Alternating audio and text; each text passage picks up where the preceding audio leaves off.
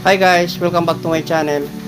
Ngayon mga kawatsidor, meron po tayong isang gagawing pinadala, ipapahasa ng isang security guard ng Batangasin. Yan.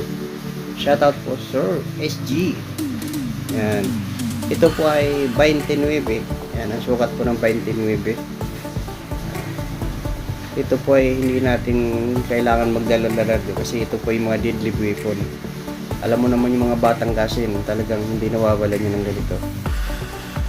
Ngayon po umpisa natin guys yung paano ang paghahasa ng isang balisong.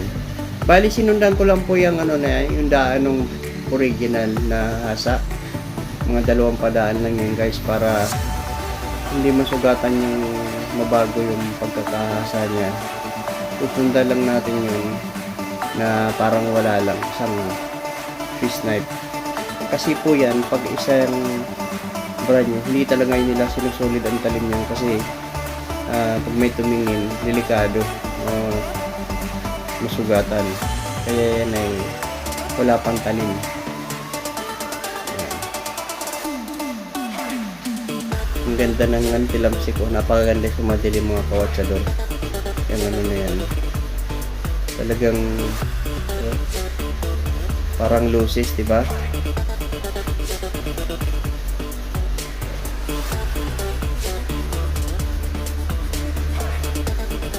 Sausaw po natin sa tubig din yan guys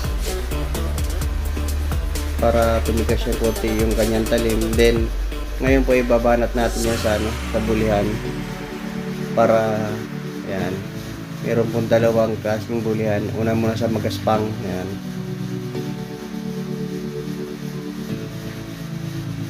para mapinish po yung talim niya. Kita nyo guys yung di ba nag-spark pa rin yung dinadaan ng talim. Pero yung lang po yan, hindi siya masyadong hindi ng pagkakaano natin yan, dahan-dahan lang. Kinukuha lang natin yung talim ng ng balisong.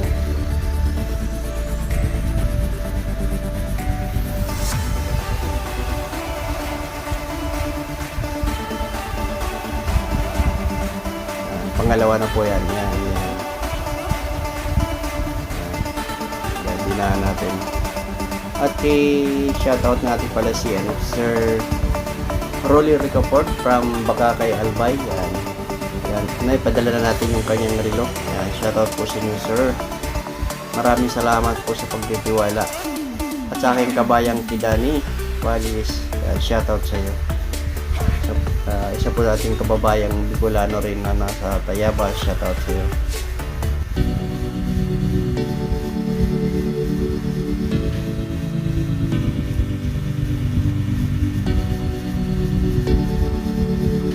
Pagkatapos mga kawatsador, pagkagaling niya sa finishing, dadaan natin yan sa bulihan para matanggal yung mga nigel niya. Para matanggal yung nigel yan, dyan po dadaan natin yan sa bobbing road. Kailangan natin padaanan yung mga talim niya, yung body, para matanggal yung mga scratch. Then yung talim niya sa side na natin yan para matanggal yung pinaka-nipple niya. Kasi pag hindi po natin wala tayo niyan, magaspang yung talim, ibig sabihin hindi siya makakaahit. Matala siya pero hindi makakaahit. Hindi siya makakaahit. Iba yung pag-inahan ko sa finish na finish yung talim. Bali tinitis ko yan sa kuko. Pag kumapit, pag hindi siya kumapit, ibig sabihin yan ay mapurol pa. Meron pa siyang nickel sa part ng talim na yun. Kung mapapansin nyo guys, yung parting dulo dumulas pa, ibig sabihin may nickel pa yun. Finish natin ng konti para konting hagot pa yan guys. Kumapit na. Then siyempre test natin sa ating nawala ng ahitin, pero talagang putol na putol yung buhok natin sa Tanggalin natin yung linis natin uli. Yan. Pagkatapos yun guys, test natin sa bond paper. Ayun. Balas na. Yan. Shoutout po sa may-ari nito.